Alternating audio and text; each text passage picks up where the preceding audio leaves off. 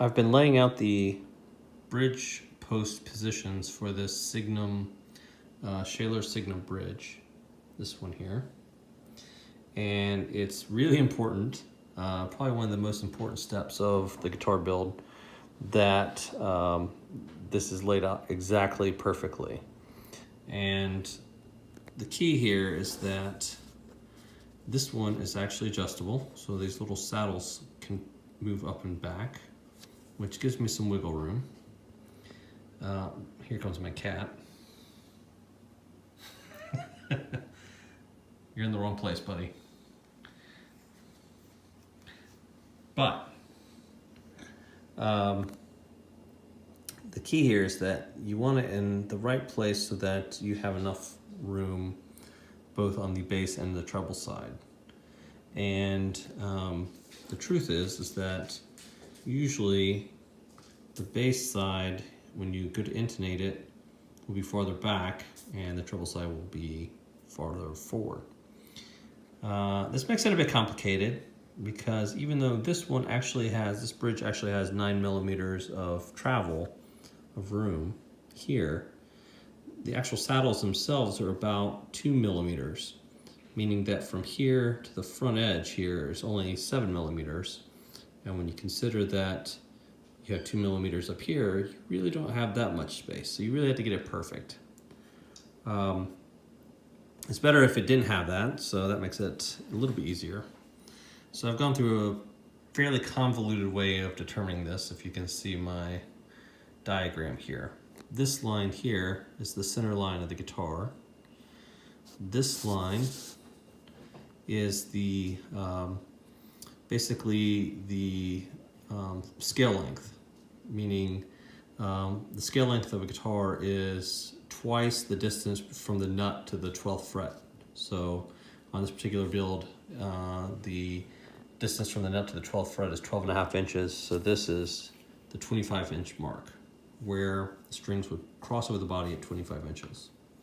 So typically, the bass side of the bridge will be set back and the treble side will be set a little bit forward. And my cat, I have to take a break because my cat's now attacking my caliper box. So we're just gonna move this out of the way. Why don't we just leave that alone for now? You'll notice that I put a box here so he can walk on stuff without totally messing it up. Yeah, that's my diagram, buddy. So back to the drawing. So what you'll see is that I determined, one other complicating factor is that if you look at the bridge, notice that the post, when the bridge sits in the post, that they're actually set back, so they're not in the center. This would be a lot easier if the posts here were centered on this part, but they're not, they're actually set back. So what I had to do was to determine very carefully the distance from here to the back edge here. And once I determined that distance, I plotted it out here, and then through a lot of math and sort of measuring, I determined that if I put the diameter of the posts, I figured that those were, I don't know if I wrote it down somewhere.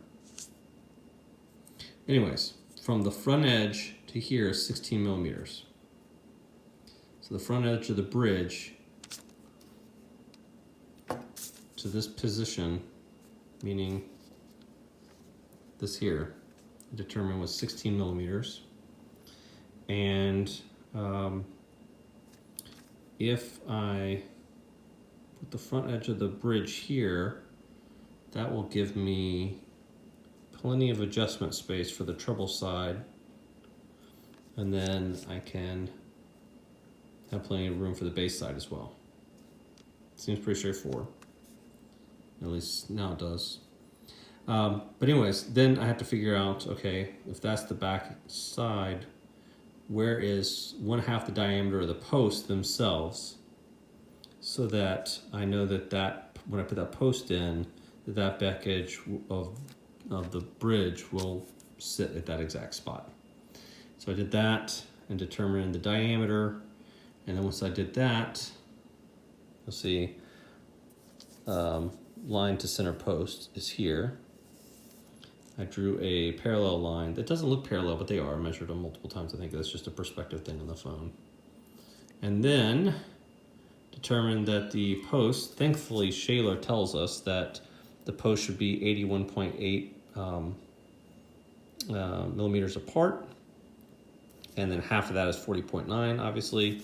So then just from the center line on that line that I determined, I marked the location point to be 40.9 millimeters for this post and 40.9 millimeters for that post.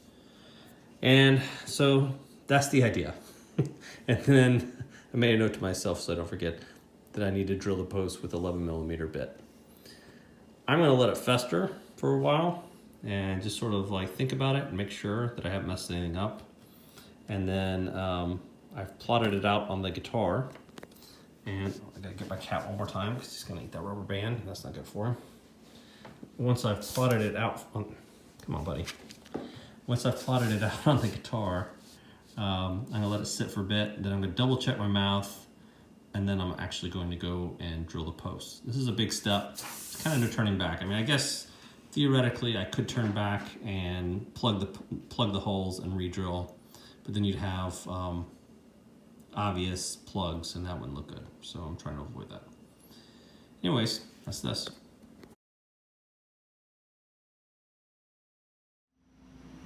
So like I said before, I gave it some thought and double checked all the measurements. By the way, look at that quilt. I can't wait to stain this thing.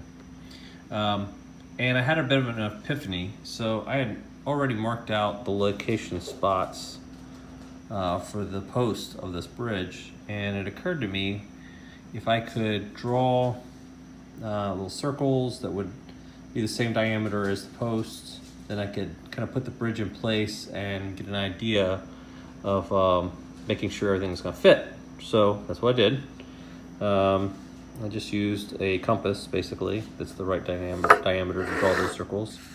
And now I can just put the bridge in the general spot,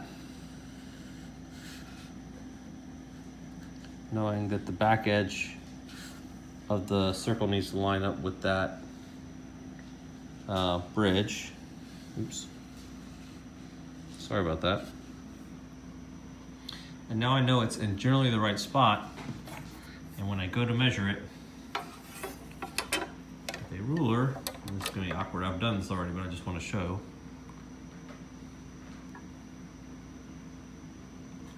When I put it right about there, I've got plenty of room on both sides now to adjust the saddles to make sure I can intonate it. So as long as I put the bridge posts exactly in that spot, which that will be no problem. I'll just use my, use a punch. I'll use a punch to make sure that it's perfect, and then I'll just use my drill press. The other thing that I didn't mention this before, this particular bridge has set screws in the back. So if somehow it's not perfectly square, I can actually use those set screws to change it a little bit if I need to. That's another reason why I like these bridges over other style bridges. The you know, in fact, some guitars, a lot of Gibsons will actually have it angled like this.